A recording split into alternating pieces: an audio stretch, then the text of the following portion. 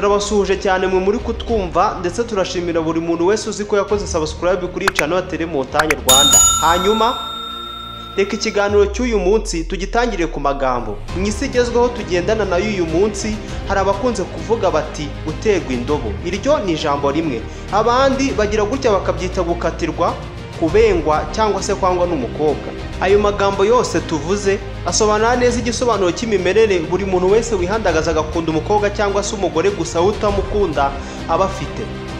Kugira wumve neza uburyo ayo magambo akoreshwa mu gusobanura umusaruro uva mu gukunda umuntu w'igitsina gore gusa utagukunda uburyo ari mabi, biragusaba kugira igitekerezo ku busobanuro bw'ijambo rimwe muri ayo twavuze haruguru. Nk'urugero, gukatirwa. Ubusanzwe hakatirwa umunyabyaha wakoze icyaha runaka agashyirwa muri gereza, ahantu twese tudakunda na gato. Ibi bisobanura neza ukuntu gukunda umuntu runaka warangiza ugasanga we ntagukunda ndetse byanarenga akabikwibwirira anagusaba kubimenya noneho ko atagukunda cyangwa se atakigukunda, ukuntu aba ari bibi cyane. Bisa nkaho buri muntu cyangwa se buri bantu byabaho ntabwo babyakira neza. Ariko asabo bahitamo bo bakunda n'abo banga babigenza bati. Ubundi haba hari ibyo bagenderaho muri iryo hitamo ryabo. Nge nitwa Samuel Mugisha. Nubwo bishobora kugorana ko tumenya amahitamo ya buri muntu, gusa iturufu yo ntiyabura. Nibyo hari turufu ushobora gukoresha neza umukobwa cyangwa se umugore akakwemerera urukundo nta ndi mananiza.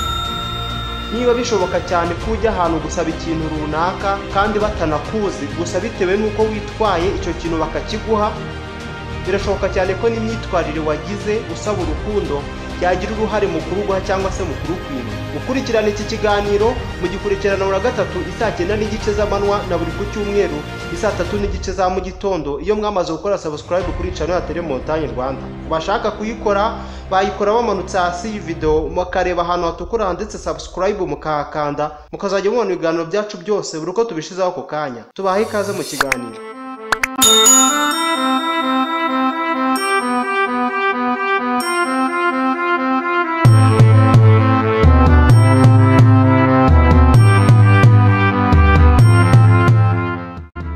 Waba warigeze kuganira n'umuntu runaka ukamubaza impamvu ishobora kuba yaratumye kanaka aterwa indobo na kanaka? Abenshi ndetse n'abakobwa barimo bazakubwira ko ashobora kuba yaragiye nabi. Ariko se iyo ngendo rimwe na rimwe tugenda naba hari n'abasore, iyo wayigiye neza uba wayigiye ute?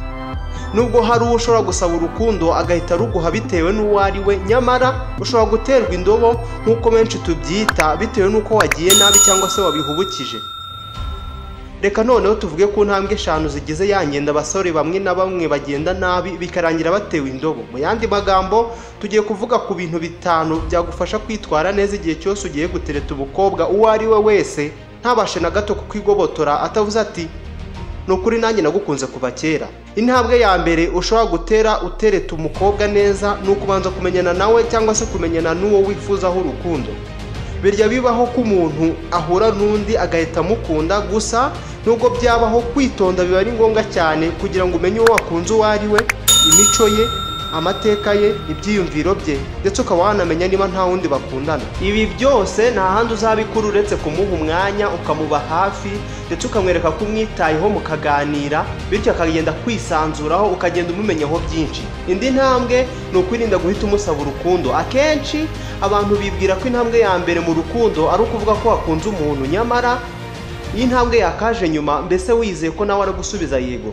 Ibi bisobanuye ko ugomba kwitonda ukereka uwo wakunze ko umukunda binyuze mu bikorwa, mu kumuha umwanya ndetse no kumwereka ko umwishimiye, hanyuma ukagenda ubona icyo nawe agutekerezaho ukazamubwira iby'amagambo nyuma wizeye bitewe n'uko nawe umubona. Umva indi ntambwe, irinde kumwereka ko umufuhira cyangwa se umuyobora mutaremeranya urukundo cyangwa se igihe mutaremeranya urukundo.